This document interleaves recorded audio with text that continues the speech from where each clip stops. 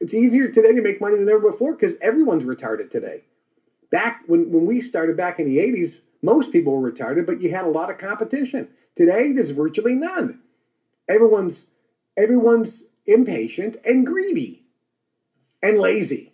I love that. Impatient, greedy, and lazy. They don't want to work. Let me tell you something. You want to get rich? All right, fine. Are you home? Were you home last night watching TV? Were you in front of your freaking computer? All right, you're never going to get rich. You want to get rich? You have a job? Have a job? You work from 9 to 5? Really? Okay, you work from 9 to 5, you get home at 6? Yeah, okay. You want to get rich? Let me tell you the reality. Get your ass out of your house, leave your house, and go build a business. You shouldn't be home until 11 o'clock every night and work Saturday and Sunday. Do that for a freaking year. Then talk to me, baby. Don't say, oh, me and my rich friends have money. Let me tell you something. Me and my rich friends do have money because we worked every night. And to this day, last night at 11 o'clock, KT was working.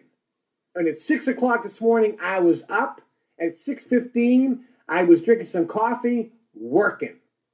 Blaine called me the other day, last weekend. It was Saturday morning. Called me at 8 o'clock Saturday morning. Brandy, you know because you were here. 8 o'clock Saturday morning, BA calls me and says, hey, KT, it's Blaine. Get your butt out of bed. I called him back a few hours later and said, Blaine, I got your message, but my butt wasn't in bed. I was in the studio with Brandy. He goes, it's Saturday. I go, yeah, but we're working all day Saturday and we're working all day Sunday. Folks, I don't have to work. Do you understand? What were you doing Saturday and Sunday? Well, I'm watching the Final Four. You know, it's basketball season. Okay, well, that's fine. I'm not saying you can't enjoy that. I like watching the Masters when it's coming up soon. But here's the difference. When I was starting my business career, I didn't watch the Masters because I said I can't afford to watch the Masters. I said someday I'll have enough money, I'll go to the Masters. See the difference?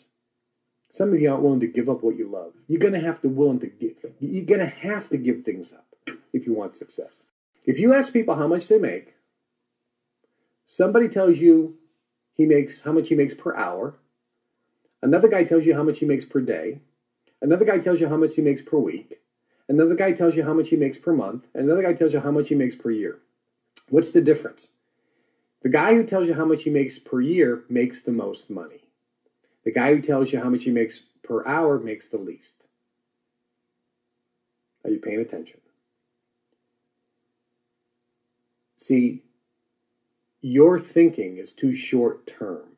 If you're broke, you don't see the big picture. You're not a long-term thinker. You don't have the right mentality. You're living paycheck to paycheck and you're thinking from hour to hour, day to day, week to week, or month to month. People who are wealthy don't think that way. They think year to year. The wealthier a person is or will be is dependent upon their range of thinking, the timeline. So for you who have $100 to invest or $500 to invest, stop thinking about what you're going to turn that into in the next month or 60 days or 90 days. Start thinking of, how am I going to start turning this into a fortune in the next 5 years? You see, if you can understand that, if you start looking at a 5-year plan, that $100 can be significant. When I started my first business, in the mail order business, guess how much I started with? I started with $50. $50 that I earned from being a newspaper boy. And I was also a clown and a professional magician. I was a professional clown and a professional magician. I also played the organ at a Methodist church, and I got paid money to play the organ on Sunday at the Methodist church. So I took the money from my paper route. I also shoveled snow. I also pulled weeds in the winter, in the summer. I was a professional clown performing at birthday parties and a magician, and I was playing the organ. So I was collecting money, and I used the money, and I started with $50. And I took that $50 and I put it into a bank account with my very first company called Collegiate Enterprises International.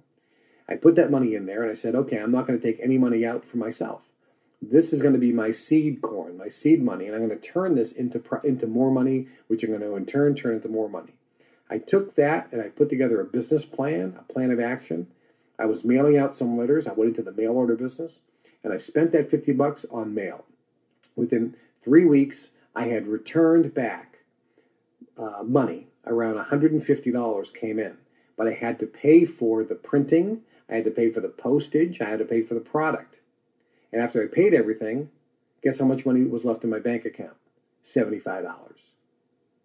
So with that $50, in about a month, I had made a net profit of $25, which was a huge, it's a 50% return on my investment.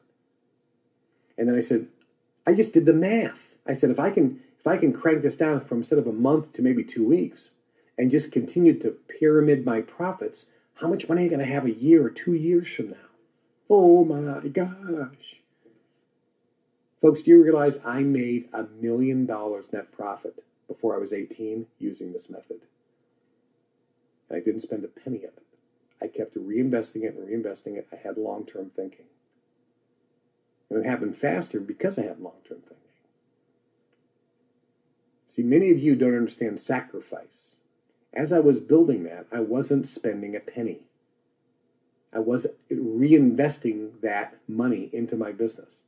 Many of you are in a business of your own. Maybe you have a network marketing company or something, and you're doing something, and you keep wanting your lifestyle to change today. You keep spending your money. Oh, I bought a new car. You bought a new car. You're an idiot. You're starting a business. You sell your freaking car. You don't buy a new car. You sell it and get a cheaper car and take that extra money and put it into your business. That's what you're supposed to do. See, if you have, some of you start your own MLM business or whatever. And even if you make a little money, I've talked to people, well, my check is around $400 a month. Oh, that's terrific. So what are you doing? Well, I just bought a new car because I can afford a bigger payment. I go, are you an idiot? Are you retarded? No, what you're supposed to do is if you had a car, you sell the car, you buy a cheaper car, take the extra money, and you invest it back into your business that's giving you the profits. Don't eat your seed corn. Sacrifice for a year. That's how you get it going. Nobody's willing to do this.